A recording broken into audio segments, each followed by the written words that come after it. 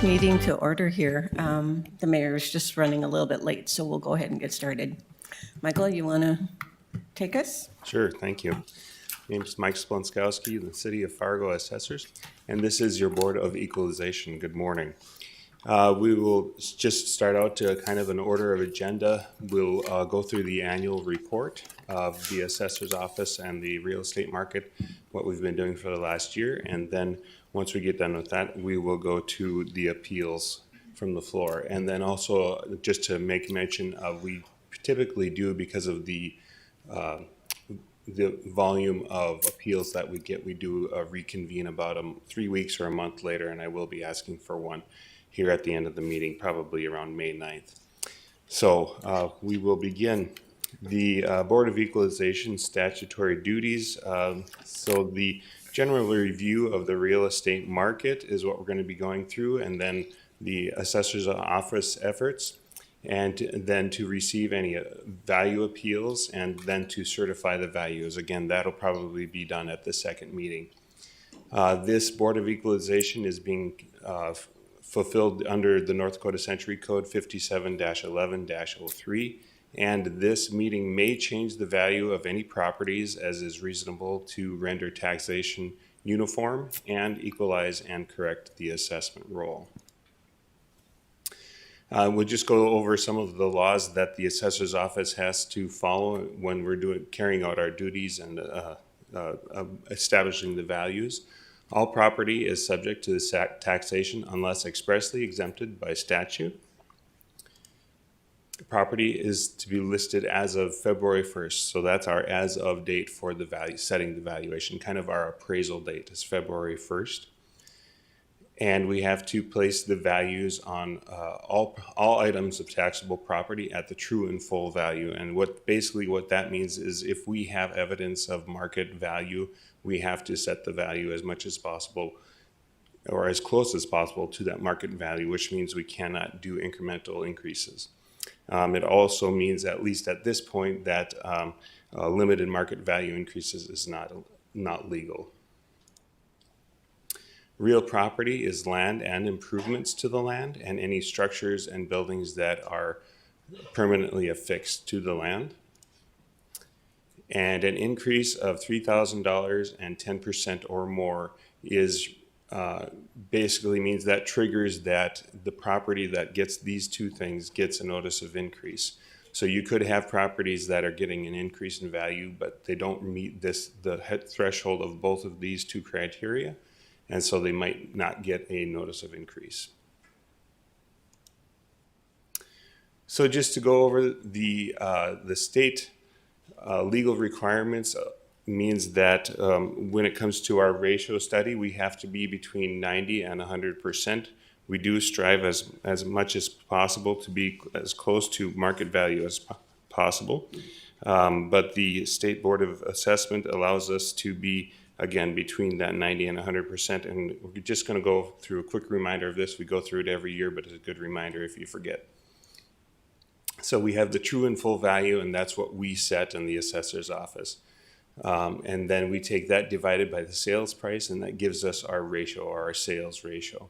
In this example, we have 5 sales where the true and full value is set in the sales price, and then you have that ratio. And what we have to look at for the state regulation is that middle number. So in this example, the ratio would be 86%. And at that point, they would say that your assessment is low and you need to adjust it to make it closer to to what the market is saying. So that's what we do in our local efforts. We're going out, we're looking at properties, we're appraising them and setting new values. So again, that median or middle ratio would be 86%. We would go out and make our adjustments, and hopefully by the time we get done with what we're doing, our median ratio would be in that 90 to 100% range. So for this year's, for 2022 sales, the commercial before our local efforts was 83%, and residential was 86%. So significantly low compared to the market. After we had done all of our efforts and made all of our adjustments, the commercial was at 90.8% and 94.6%. That commercial number is actually a little bit different from the report. It's actually 90.7. We also follow the professional standards of the International Association of Assessing Officers. And these are measures, statistical measures that we use to make sure that the job we're doing is as accurate as possible. And the first one is the median sales ratio. That is set again by the state of North Dakota to be in that 90 to 100% range. Fargo, again, we're 94.6 for residential and 90.7 for commercial. And then you have the COD and the price-related differential. So COD is the coefficient of dispersion, the price-related differential, and the price-related bias. The coefficient of dispersion measures how closely the sales ratio are gathered around the median and is an indication of the uniformity or consistency of the assessment relative to the market. So if we are in that 5 to 15 range, then we are doing a good job of being consistent with our assessments relative to the market. After this year's value adjustments, we are 6.15 for residential and 13 for commercial. So those are very acceptable ranges for the what they call horizontal equity. And then for the price-related differential, we should be between 0.98 and 103, and then for the price-related bias, negative 0.05 to plus 0.05. And what those are, they have to do with vertical equity or the level of equality in the assessment of low and high value properties. So assessments are considered either regressive or progressive. Regressive means that a high value properties are under-assessed relative to low value properties. And progressive means high value properties are over-assessed relative to low value properties. So we measure those as well to make sure that we're being as accurate as possible with our assessments and treating all taxpayers as equitably as possible, given the amount of work and the amount of assessors that we have to work on it. And this year with the PRD, we are 1.01. And with the PRB, we are negative 0.01. So they're all well within the tolerance ranges of the professional standards. We also keep the professional quintile, or basically what they say is you try to get around and look at every property every 5 years, once every 5 years, and we do keep that. This is the map of that plan. We did area number 4 here this last summer. And this next summer, we will be going into Area 5.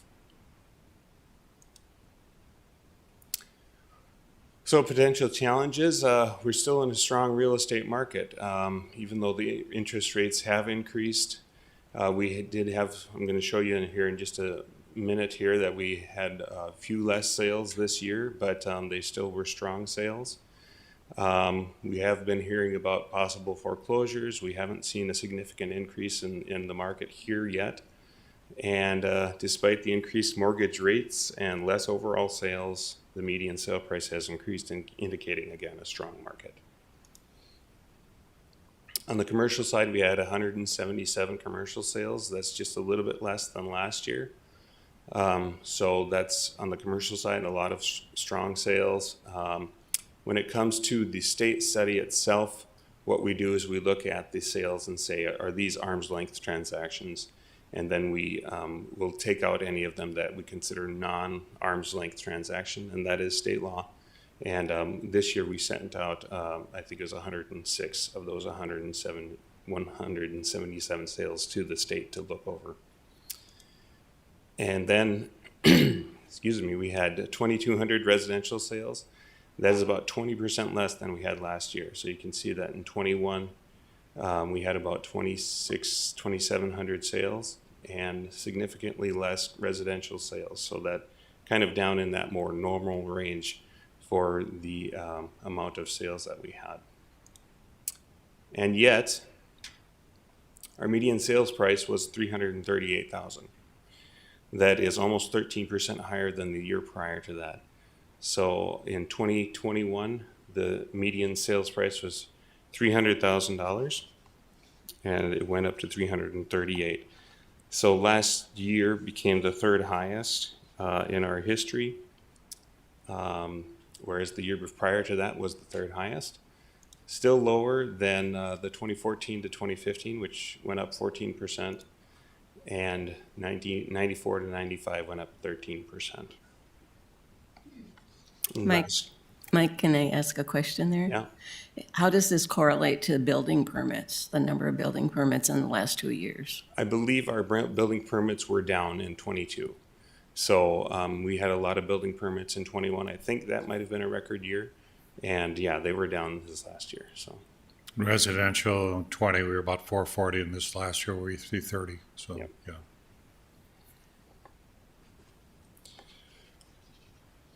So, and then I bring up this graph every year just to, this is not an apples to apples comparison. This is just basically an idea of what the Fargo market has been doing over time compared to these other.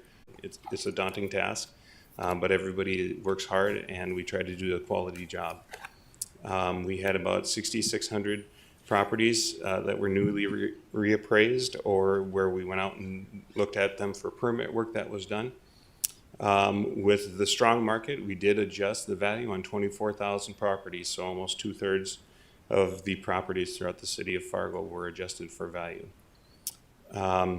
We did send out 4,900 physical reviews on properties, asking people, can we come and take a look at your property, update the information. This is part of that 5-year effort to look at all the properties that we can. We had about 1,500 that let us in, so that's about a 30% response. That's still on the low side, but considered that we had 22% last year, it's up from last year. We did send out 18,000 notices of increase this last year as well.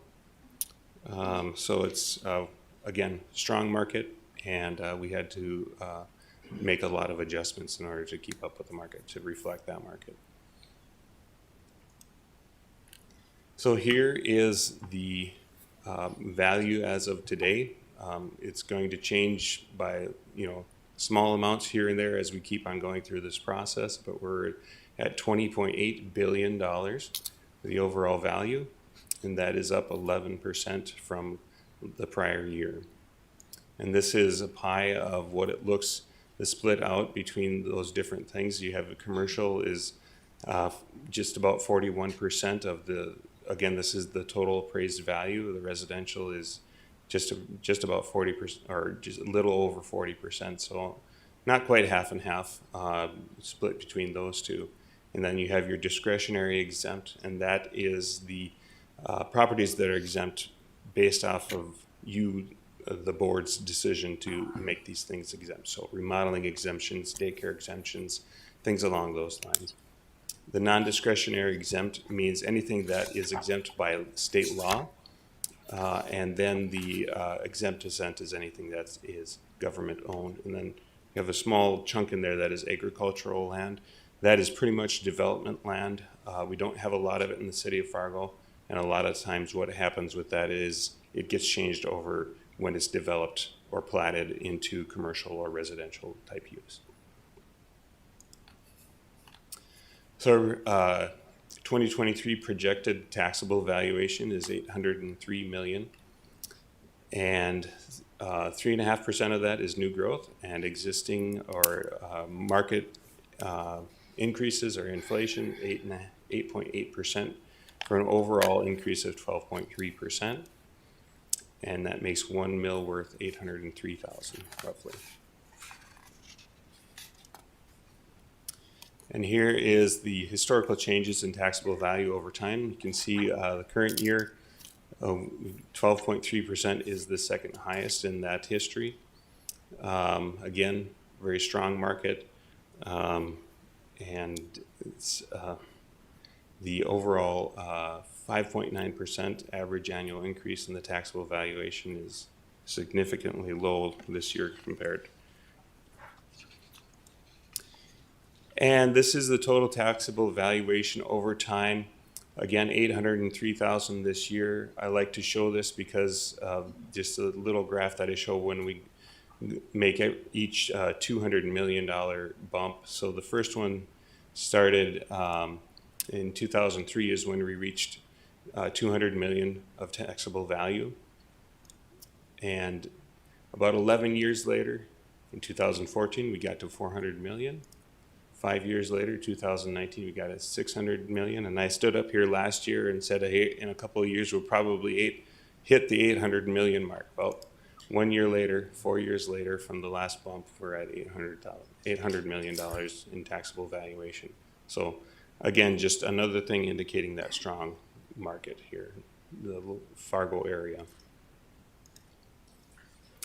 This is the taxable value by school district. You can see that about 70% of that value for the school district number 1 is in the city of Fargo itself, and 30% of that value is going to the West Fargo School District. And then if you look at the school district 6 in Fargo, that number again, which is 30% of the Fargo value, it makes up about 45% of the West Fargo School District valuation. And this is just a breakdown of the mill levy. This is again the mill levy that was set back in October of last year.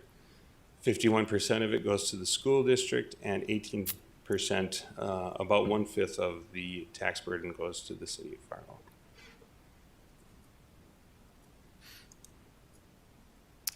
These are the discretionary exemptions. Again, the one that the exemptions that are controlled by you, the board. You have residential new construction. It's down a little bit again this year. Again, I'm guessing that has to do with the amount of homes that are built. Excuse me. The significant change would be the new industry and the pilots, and that has to do with projects that have been approved that are coming online.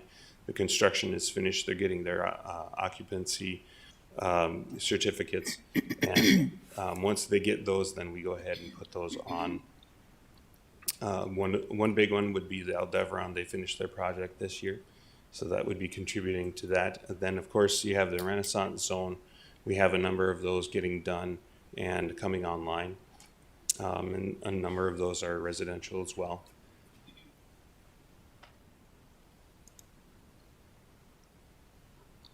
And these are the non-discretionary exemptions.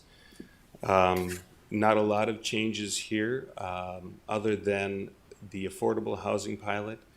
And what that is some of the affordable housing apartment buildings and places that provide affordable housing here in the city of Fargo. They will come to the city of Fargo, ask for a pilot to help out with their taxes. But when that runs out, then what they can do is they can go and apply to the state affordable housing, and they can get an annual approval of a pilot that covers their taxes. And that's what we're seeing happen. This started happening about 2 years ago, and we're seeing it. It's an annual application. They have to go through the state's process where they look at, I don't know what the tests are, but they test them to see if they meet all the qualifications, and then they send their approval to us, and we apply the application on that. So that's what that affordable housing pilot is.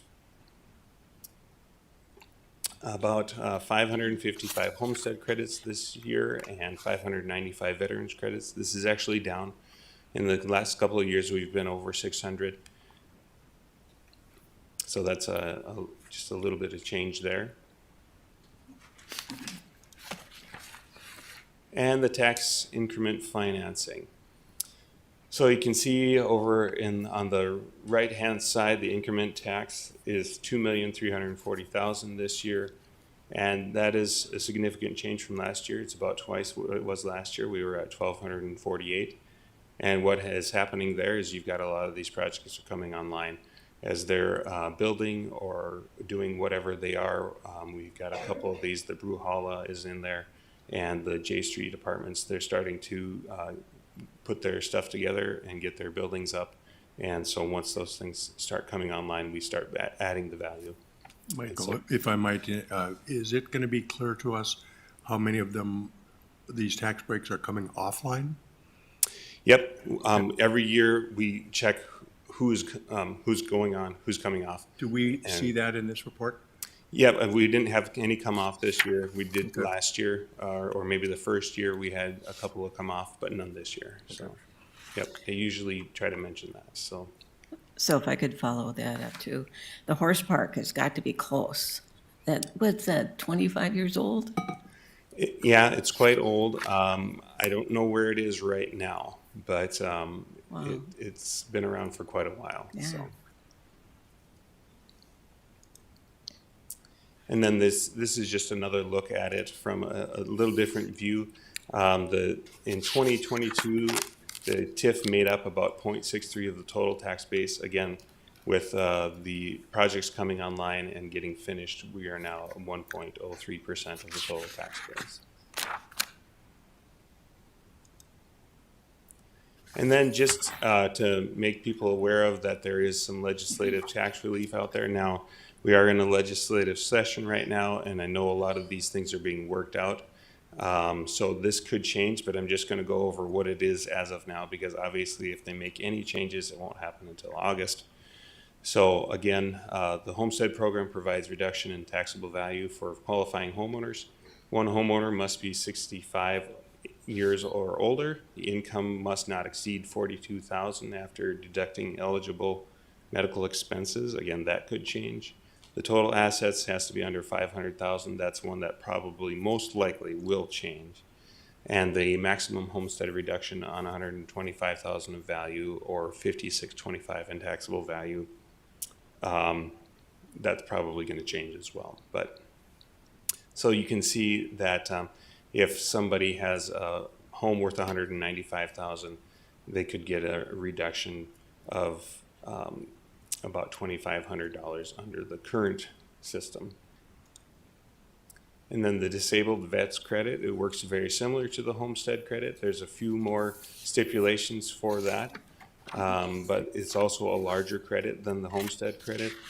It's about $8,100 in off of the taxable value, and they can receive it in conjunction with the homestead credit as well. And it's basically the same calculation here. It just depends on their level of disability. And there is a homestead credit for special assessments. The applicant has to qualify for the homestead credit, and they have to apply annually to the county. Most of these are, the homestead credit is also an annual application, but the disabled vets credit is actually a one-time application. This one does create a lien on the home that has to be paid off once the property is transferred. And then here in the city of Fargo, we have a special assessments assistance program. Provides a reduction in annual special assessments for qualifying homeowners. It's paid out of the local funds and administered again by the planning department. The applicant must be income eligible, and they must own and occupy the residence. The original amount of specials balance must exceed $500, and it must be for replacement or upgrade, not for new developments. And it can be from 50 to 100% of the available for annual amount due. Mike, is there some place in the report that shows the numbers of individual property owners that have filed for and qualify for these exemptions? That I do not have that number. That it would be a question for planning, because they're the ones who administer that program. Okay. So. Most of our information is online at fargoparcels.com. You can go there, put your address in, and get a lot of the information as far as value, a lot of the information, the details of the property that we look at and we have on it. A lot of times when people call us, the first thing we're going to do is see if we have the information correct. If we haven't been out there for a while, we can ask them over the phone, you know, these are the details that we have on your property. Is this correct? If they don't want us in their house. But they can go to fargoparcels.com and see a lot of that information here if they wish. Mike, would you mind introducing your staff, please? Thank you. Yes, I have 11 dedicated people under me, and they do a lot of work, a lot of hard work, especially this time of year. So please stand, assessors.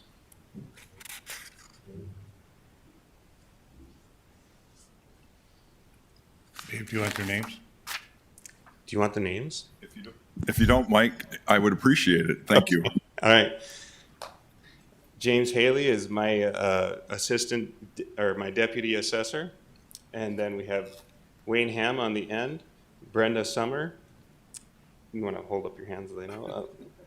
Liz Larson, Jason Wark, Mike Brown, Teresa Ash, and then over here we have Nick Hamilton and Janelle Walls. Thank you. And then I do have also two office associates that we don't require them to come down here today, so they get out of the work. But okay, as far as the annual reports, any questions?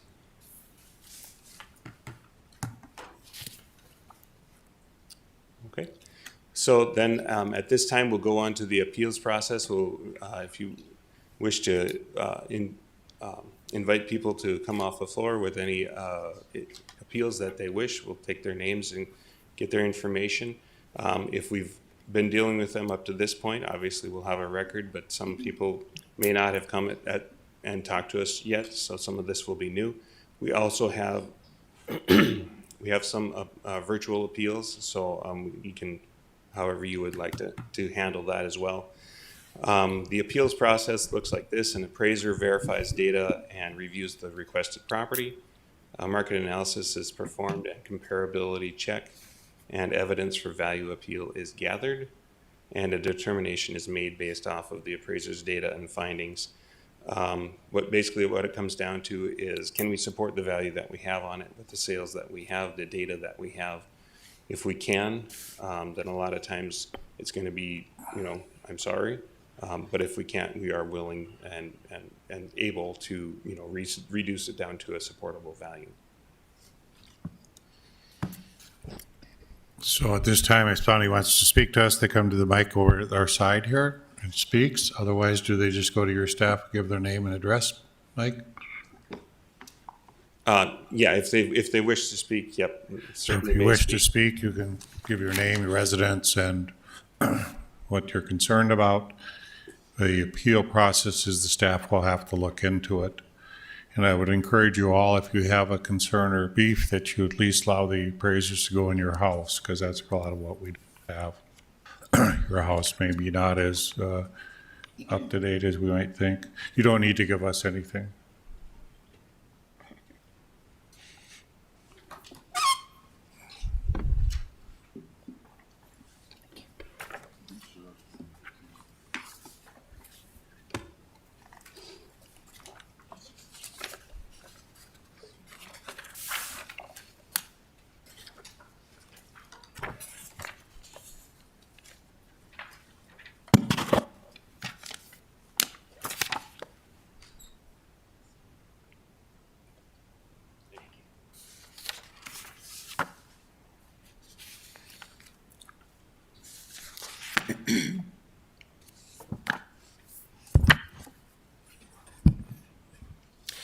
Good morning. My name is Michael Wrighton. I live at 3677 Cordova Loop South in Fargo. And I did probably overdo it on the information that I gave you. A lot of this I did receive from the city staff here, but I wish to contest the determination. Thank you for the opportunity to address the Board of Equalization this morning. Property tax has been a much discussed topic locally and in the Legislative Assembly in Bismarck. In pursuit of fairness, the Century Code It was amended to ensure property was assessed using a set of professional standards with the goal of determining the true market value of real estate property. While the rules and formulas have brought a level of fairness, there remains some subjectivity in the data inputs upon which the true market value and net taxable value are determined. This subjectivity exercised by the staff members preparing the data, while unintended, will favor one property owner over another. Surely the person whose property is undervalued will say nothing. The person who feels their property is overvalued, as Michelle and I do, may speak out. That's why I appear today. I've attached a number of documents to the package. On or about 1 April, I contacted the Fargo Assessor Office through the online portal in reference to the notice of increase dated 8 March 2023. I indicated our concern with the proposed increase and also indicated we would open our home for review by city staff to ensure our home was appropriately assessed. On April 3rd, I received a response from staff Janelle Walls, city assessor. Walls provided chapters of the North Dakota Century Code 5702 as well as the documents that I have attached. Upon review of the email and documents, I submitted a follow-up question relating to specials, as it appears they're added to the valuation of the home, and whether or not the specials, when paid off, would lower the appraised value. During the same week, I visited the city assessor office to request a correction of the 2022 Cass County real estate tax statement, as the data error had prevented the veteran credit from being entered correctly. And I'm unsure of the status of that correction as of today. Michelle and I review our home as a very humble home without extravagance. I reviewed the valuations of other Rambler-style homes within our neighborhood and have attached a comparison within this package and found our home to be the second highest of our neighborhood. I've also reviewed the Hatch Realty website for homes currently for sale. Again, my opinion, the assessed value of our home appears above average. As noted on the second page, our assessed valuation has changed 20%. A 20% increase within 2 years is significant, something Michelle and I hope does not remain the trend. We tend to live in our home for an extended period of time. We do not see the bright side of the potential future home sales price of our home as we, like I say, we stay there. Higher property taxes paid today will not be refunded in the future if a property value goes down. I again offer our home for review to ensure accurate data is available to calculate the appropriate true market value and net taxable value. Thank you for your time this morning to respond to any questions. On in the back of the document, I apologize for the way it was stapled in the order that I have it, but pages 4 and 5 from the back of the packet is the comparison within our neighborhood plus the information about Hatch Realty and the comparison there. The loose sheet of paper was something that I came across last night, and it's recently sold properties in the newer area of town to the south and west. The actual sale price of the home, I didn't have access to that. I'm still trying to figure out how this system works so that I can get that exact price, but the last listed sale price of the home is noted, the date that the property sold, a size, and I looked to have homes that were similar in size and were Rambler styles as our own. the price per square foot when it was built, and the assessed value. So again, going into the 2023 tax season, our home is significantly higher than any of these new sales. And even if I were to look at my 22 taxes, we're still the 5th highest of this list of recent sales. So just would like some consideration and to ensure that what we're paying is fair and equitable. I have no problem paying a property tax as long as it's equal to everybody else. Thank you. Questions? If We don't go through that, Mike. What happens is the team that goes through the assessment on it, and although you gave us all copies, it's their job to look into it for you. All right, thank you, Mr. Mayor. You're welcome. Thank you, Commissioner. Next, please.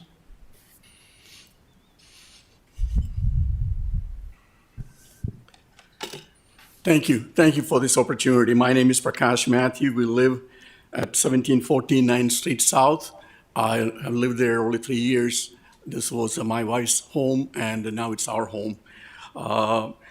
2 points I just want to make. I think about a year ago, we received this notice that our home was increased about $46,000, and the tax increase was $704.75, so 17% increase.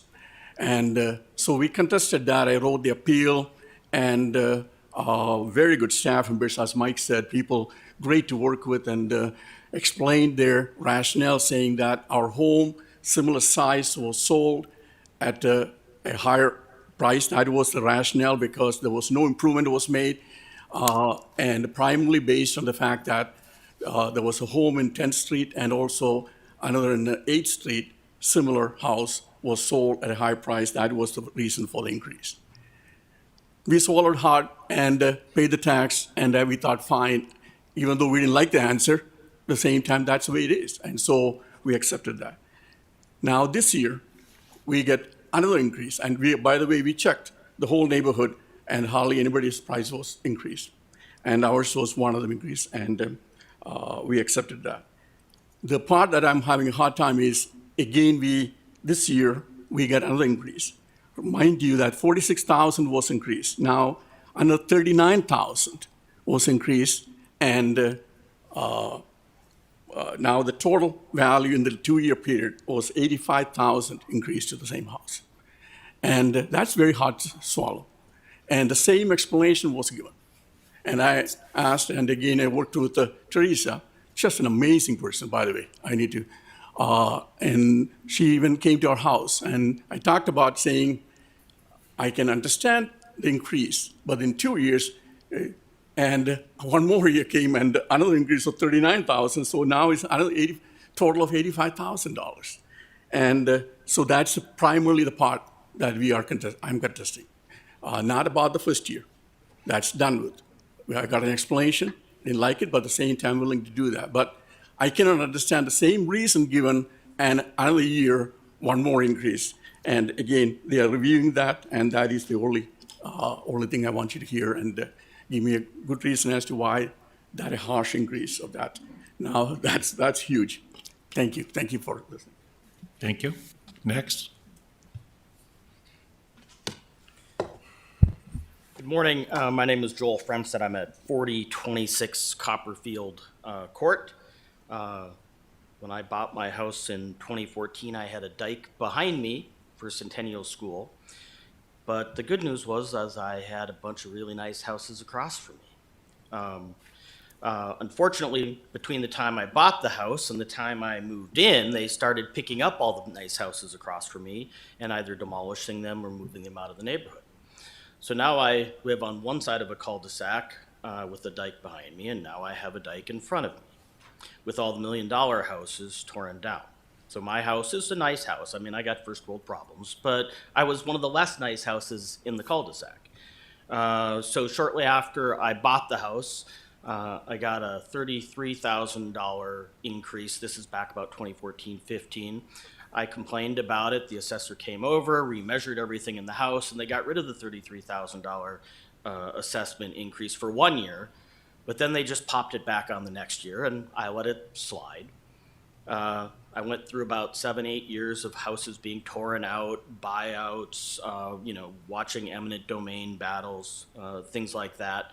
Now I have the dike across from me, of course, that's, maintained, but not very well. It's not exactly a beautiful green thing. It's sort of a dry cracking thing.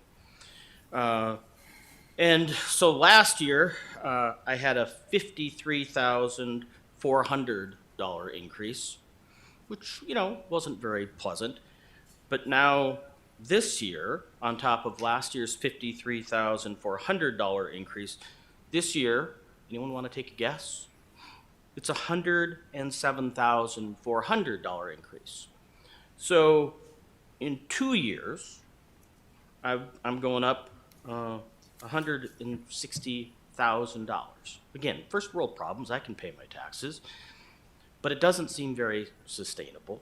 And I guess I have some serious questions about it. Again, I've had the assessors in my house in past years. They've remeasured everything. And I don't know that there's an answer. I know that I have provided some information because my next door neighbor kind of sold in a private deal and got the price of a lifetime, and maybe that's part of it. But it wasn't an advertised fair market sale. But even then, my neighbor whose house I think is as big or bigger than mine and nicer than mine, that sale about a year ago was $50,000 less than what I'm being assessed at. So ultimately, again, we want a city that has increasing tax values. We want to have some of these problems. But I do think that, we need to balance out, how much we are going to increase something in a couple of years. And when I look at the statistics I see, I have a hard time understanding how those statistics would indicate that 50-some thousand 2 years ago, 100,000 this year. So I'll look forward to hearing from the city staff. I didn't give them a lot of time, so I don't expect anything right now, but I will look forward to hearing from them. And as some of the speakers have indicated, we know that there are tax complications and it needs to be reviewed on how we do some of these things. I'm mostly here to make sure that we all keep the big picture in our heads. So thank you. Thank you, Joe. Next.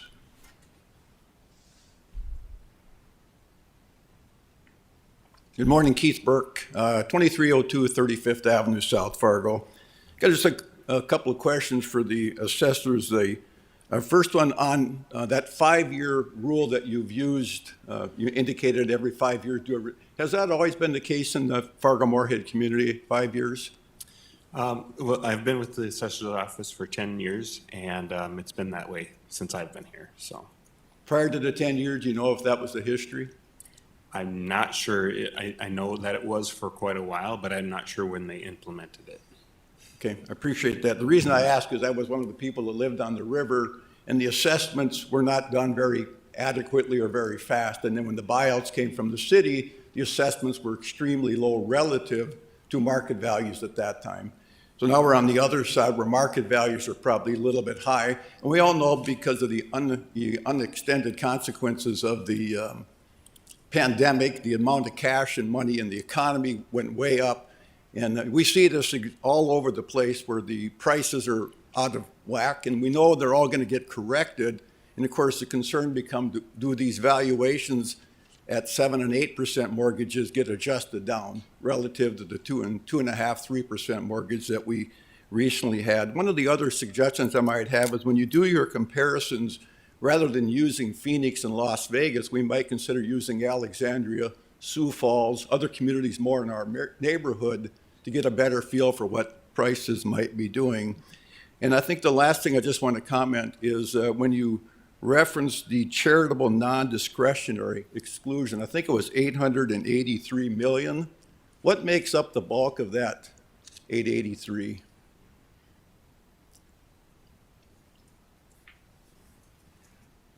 My assumption is probably medical communities based on the non-discretionary charitable.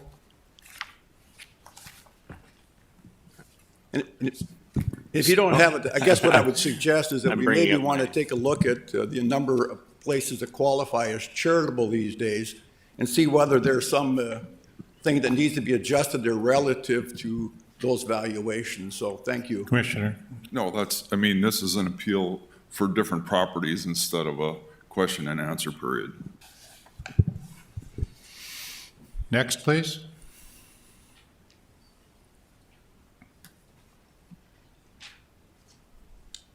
Good morning. My name is David Camroot. I live at 1909 Rose Creek Drive South. I have had the opportunity to talk to Brenda twice, and she's been more than kind. I really appreciate it. She was very patient with me on the phone. She did provide me some of the information, the parcels that were used to reevaluate our house. Our house went up $89,000, or a 21% increase. The three comparisons that she provided me averaged 461,000. Our house is now being valued at 514,000 from 425,000. In review of the other properties that are in our actual cul-de-sac, there are two other two stories that I got off of that website that Brenda provided me. One is 500 square feet higher in size than ours and is only, bear with me for a second, valued at 521,000, even though it's 500 square feet more. And then the other house that's two-story in our cul-de-sac is approximately the same square footage as ours, but it's being valued at 469 versus 514. I think the 21% increase is a little more than what maybe is appropriate.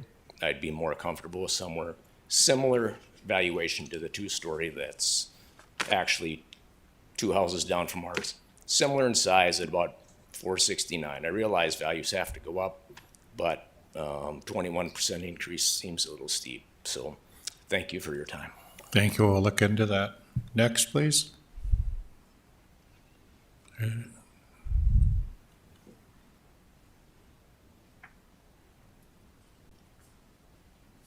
Good morning. My name is Tim Nation. I live at 6622 Crofton Lane South. I'm just here to dispute the data. I was given a spreadsheet of the comparables they used for my home, and all of the houses on the spreadsheet, there were more bedrooms, more bathrooms, more square footage, and yet they sold for less than what the value of my house has been assessed at. I would be interested in seeing some more recent and accurate comparables to my home. I've been reassessed 2 years in a row, and this year my assessment has gone up 18% over the previous year, just for reference. Thank you. Thank you. Anybody else wish to speak?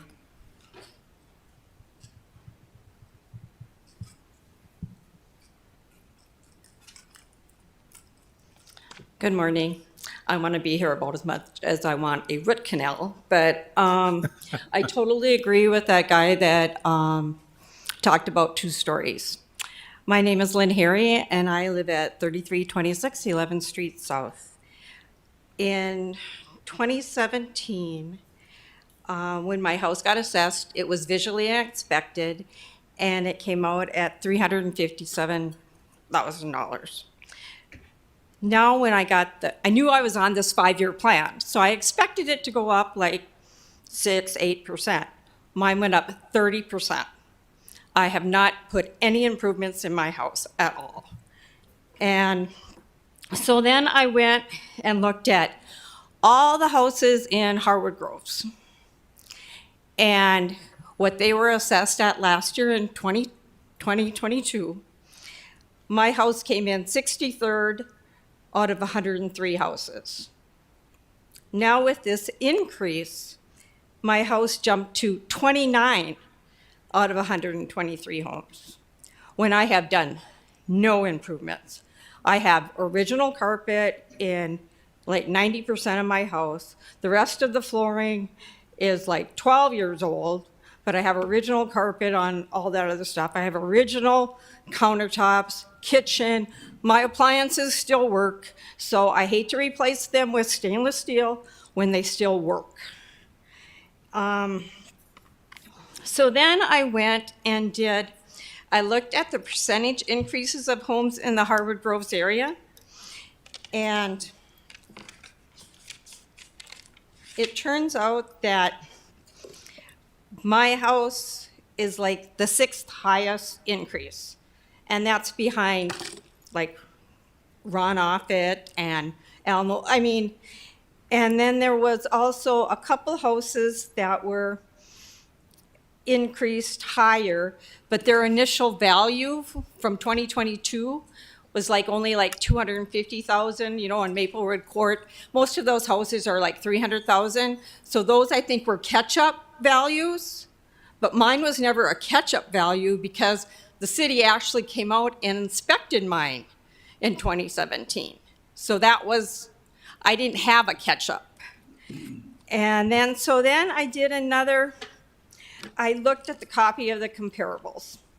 And if you got, I have a copy of this for you guys if you want them to, that the city gave me. They only gave me 3 places. 2 were in Rose Creek. Well, I'm sorry, but Rose Creek is not Harwood Groves. All of the nice, expensive houses in Harwood Groves got bought out with the river stuff. We still have, you know, Harwood Drive has some nice homes. Hackberry has nice homes, and the cul-de-sacs have nice homes. I don't live in that. I live on this street. This street was the least expensive place in Harwood Groves. Now, my house is not the least expensive. So then I went and looked at another analysis to see the 2 stories increases. And the ones on my street were increased like 7-8%. Mine was increased 30%.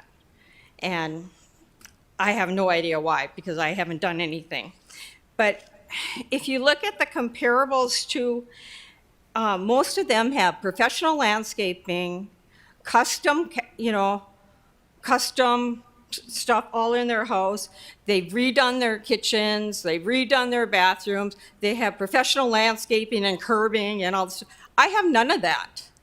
I mean, and one had like a wet bar and kitchen in their basement and a built-in on their deck and a fire pit. They had a built-in smoker and a gas grill. And I have a backyard with a deck that's 30 years old that's starting to need boards replaced. My windows are starting to need replacing. I mean, they're 30 years old. I mean, they're getting condensation in them. But that's a $40,000 project I looked into. It was like, I don't have $40,000 right now. And I have a bedroom in the basement that had water damage because when snow went on a spigot and came into the house. So that bedroom's all tore up. So that's not even a bedroom. So I can't even, you know, and to try to get somebody to come over and fix small projects is awful. They want to do all these big projects. But lastly, I thought, well, maybe I'm just crazy and I don't know what the prices are in Fargo. So I had a realtor come out and they did an assessment of my house and they're, you know, just looking at it, they said, well, I think if you did no improvements at all, even though we would kind of recommend you to do your kitchen and, you know, that kind of stuff, we would probably list it for $380,000 to $400,000.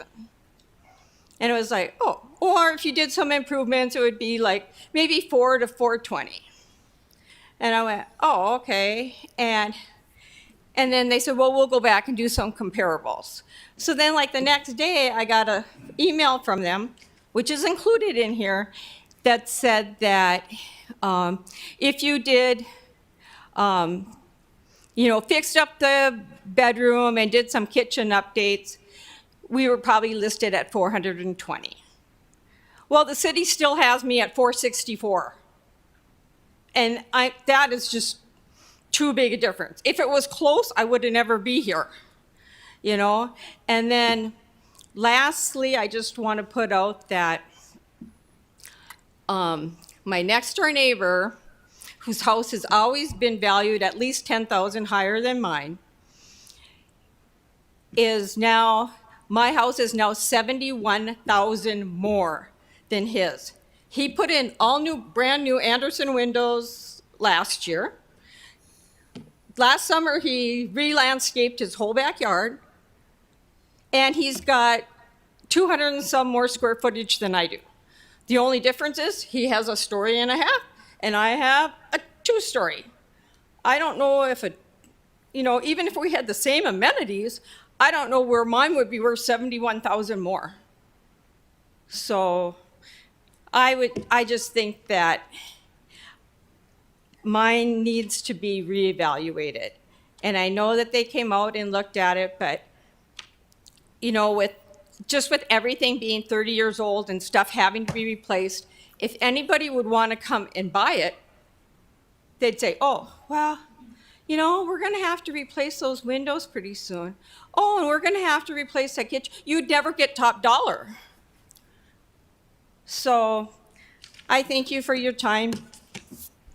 Give the team your materials so they can look at them then. Pardon me? Give the team your materials so they can look at them. Next, anybody else wanting to speak today?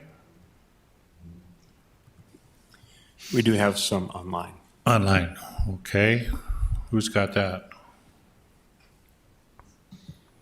Do you have somebody who wants to speak? Yes. Can you hear me? We can hear you. If you give your name and your address, please. Okay. My name is Gabrielle Wynn. I'm representing 3 property owners. The first one is 1635 42nd Street. This is a hotel. Is it possible to share my screen, or is that not? Mike, can you share the screen?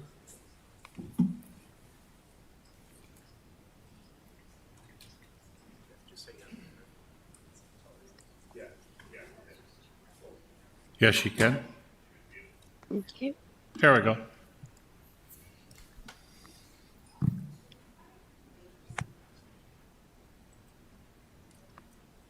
You want to try? Yes. Are you able to see this? Right now, we see a blank. Oh, here goes, Jess. No, we see a blank.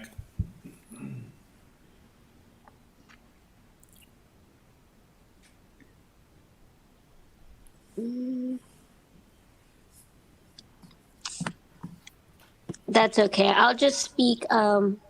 about the papers. I provided this to Mr. Haley. So the first property is a Delta Hotels, and for hotels, they're going to be purchased based on previous income. That's what they're going to look at, see how well the property performed to be purchased. This property made $5.9 million. And when we take that plus the other income from the actual financials, unfortunately, the financials was not provided to the appraisers prior to yesterday, so they were not able to appraise the property based on this information. But now that I'm providing it, I hope we can make some adjustments. For this one, they had a total expense ratio of 80.5%. And when we have a cap rate of 8%, which is backed by the CBRE, like the leading data for hotel industries, I apply that cap rate, and we also deduct business enterprise value, because for property taxes, we can only tax, the building and the land. But with the hotel with a brand such as Delta, which is a full service upscale property, that brand or that value that comes with this brand should not be taxable, because it's not the land, it's not the building. And so how we derive this value of the business value is to look at a hotel that's not branded versus a hotel that is branded. And you can see the difference in how much they are able to charge on a daily rate. Occupancy is going to be higher, and that difference in revenue from having a flag and not having a flag, or having a flag, yes, having a flag and not having a flag, that increase minus what you pay for franchises, that is how we derive this business enterprise value. For this property, we believe that the adjusted market value is 11.9 million. And this is based on actual financials that this property had higher expenses than industry standards. And that will be all for the first one. For the Delta hotels, the second one is a Staybridge Suites located at 4300 20th Avenue South. This property is evaluated the same way as the previous one. We have the actual financials. Industry standards would put it at 71% expenses with the 4% reserves. And this property made 2.4 million. And when we apply this and then the 8.5 cap rate, we get to a 4.3 industry value. But when we're looking at the actual financials, not including reserves and just strictly based on how much their total expenses, it comes out to 77%. Again, this is higher than the industry, and it comes out to 3.7. But we are asking for 4.3 million. And lastly, Candlewood Suites located at 4014 17th Avenue South. This property made 2.3 million as well. So similar to the Staybridge, except this Candlewood Suites is a lower class. And industry standards the same, about 75 total expenses with the reserves. However, when you're looking at just the P&L or the profit and loss statement, they're looking at 75% expenses, not including reserves. Again, still higher on the range of expenses for hotel properties, and our analysis for industry comes out to 4.4, and then our analysis based on actuals comes out to 4.3. All these properties have, excuse me, I'm sorry, all these properties did not do well in the sense of how much expenses they had, and that greatly affects the value. Lastly, Candlewood Suites and the Staybridge had some water damage. Mr. Haley, I'm getting those documents to you soon from the property owner regarding the damage when it happened, and just more details about it. And I hope, I'll be able to get that to you soon so you can be able to review that. Thank you for your time. Looking forward to hear more about this. Thank you. Do you have anybody else online? Mike? No? I'm not sure. Anybody else online to talk to tax exemption? Excuse me, equalization? Would you like to speak?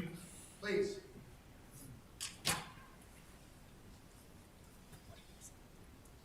Thank you, appreciate it. My name is Mike Vipond. I'm in the multifamily business here in town, and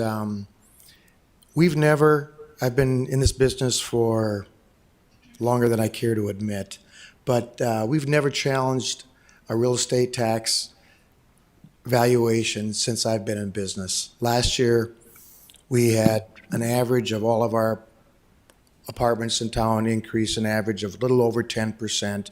We know the values went up. We said, great, we can accept that. This year, we got a stack of them, and we'll give you a list. We'll kind of work with you. We haven't formulated it all, but the average, when you put your percentage rate up there, was 12.8%. We got that across the board. It's basically 12.99. It's basically 13%, just arbitrarily across the board.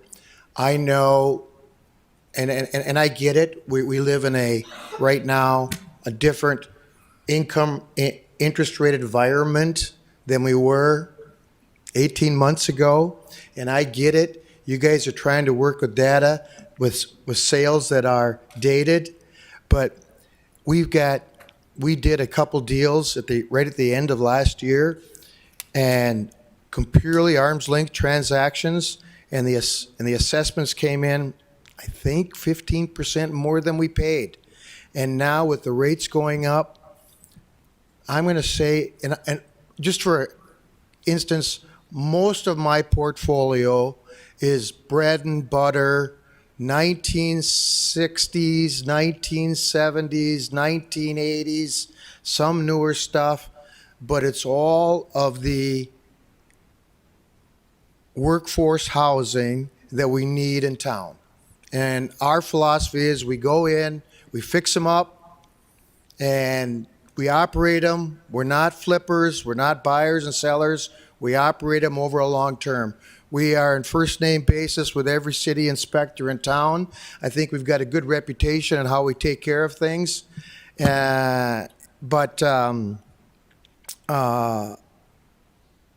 I'm pretty confident that the valuations that I have today are probably 10% more than I could sell the properties for, given the market. And so we'll put together our list and what we did from a sales and income, whatever you need. We just want a conversation to be fair. That's all. I mean, we've never, challenged it before. We love what the city does. We've got a great relationship with them.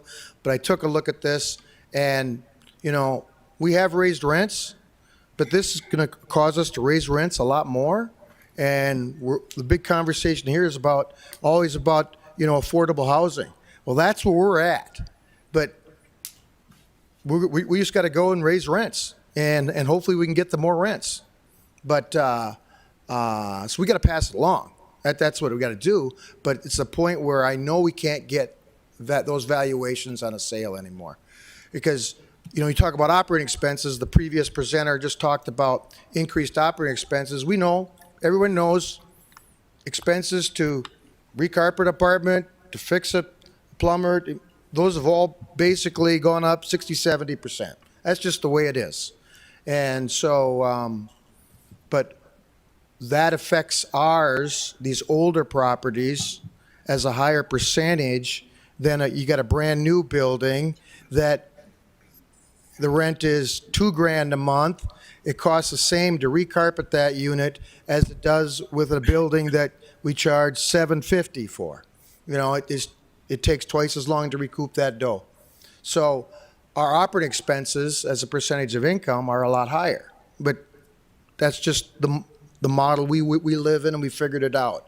But so we'll get you our list, and should we work with any one of your staff and kind of have a meeting together? What's the best way to process that? Yeah, did you sign in when you came in? Yes, we did. Yeah, we'll contact you and figure all that out. Okay, and it's pretty across the board, but we want to be fair and work it out so it's equitable. Yeah, and that's what this process is for. The appeals process is exactly for what you're talking about. Okay. Thank you. Thank you, committee, for your time. Appreciate it. And we do not have any more. Okay. Anybody else wish to speak? Are we ready to close? Mike, we have no action we have to do today? Yep, I would request that we reconvene and for May 9th, so that we do have about. Reconvene May 9th, 7:30 in this room? Yep. Okay. Yep, we do have about 300 appeals to deal with right now still, and that's a lot more than last year. I'm not guaranteeing that we're going to get to all of them, but we are going to do our best, and then anything that we are not able to get to will go on to the county. You would expect with valuations jumping 12%, we could have a lot of people appealing. Especially when it's 2 years in a row. Yes, so I think so. Yeah, it's a very strange market. Any other business to the board? We then would stand adjourned. Thank you.